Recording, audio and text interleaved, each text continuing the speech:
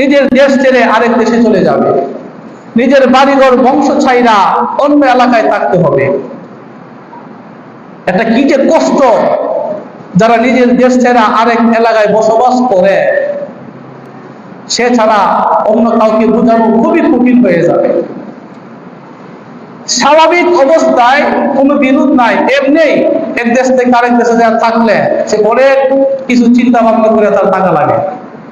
ভালো একটা কথা বলতে পারে না, কথা কইলে এলাকার মানুষের তার উপরে চড়াও হয়, তার ক্ষতি করার চিন্তা করে। হয়তো রাস্তাঘাটে ভাইলে একটা থাপ্পড় দিয়ে দেখে কিছু করতেও পারে না, এমন আছে না নাই? তার সন্তানের হাইজেক করে নিয়ে যায়, ভুল করে ফেলায়, কারণ এক দেশ থেকে আরেক দেশে থাকে, তার বাড়ি ঘর নাই, আত্মীয় স্বজন নাই, এর দিকে মায়েরা ফালায় সবার সামনে ফিরে রাস্তা ফালায় রাখে, জিজ্ঞাবার মধ্যে কেউ নাই, এমন আছে না নাই? সেই জায়গায় মুসলমানেরা তার বাড়িঘর ছাড়বে, এলাকা ছাড়বে, দেশ ছাড়বে, সবকিছু ছাইরা তারা আরেক দেশে চলে যাবে।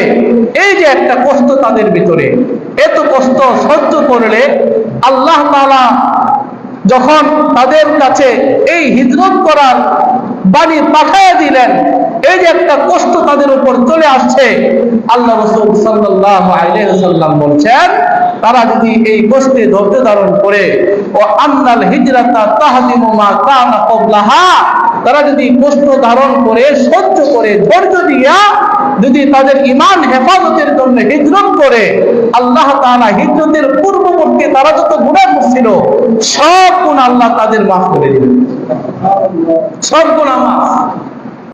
নবীজি সাল্লাল্লাহু আলাইহি ওয়াসাল্লাম সাহাবায়ে কেরামদেরকে হিজরতের পরামর্শ যখন তারা দিলেন, সাহাবায়ে কেরাম বিভিন্ন দেশে যাওয়ার মনস্থ করলেন। কোন দেশে যাওয়া যায় পরামর্শ করতেছে, কোন দেশে যাইব, কোন গ্রামে যাইব।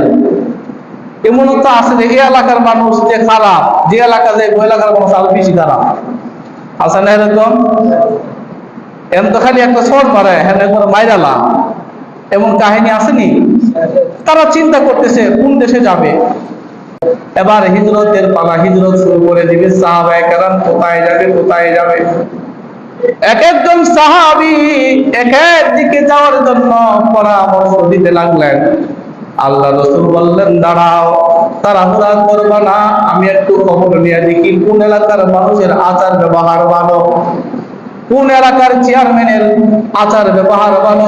গিয়ে নতুন কইরা বাড়ি বাঁধলে সাদা চাইবো না, নতুন কইরা ব্যবসা বাণিজ্য করলে তাকে ট্যাক্স দেওয়া লাগবো না, এমন আছে না নাই?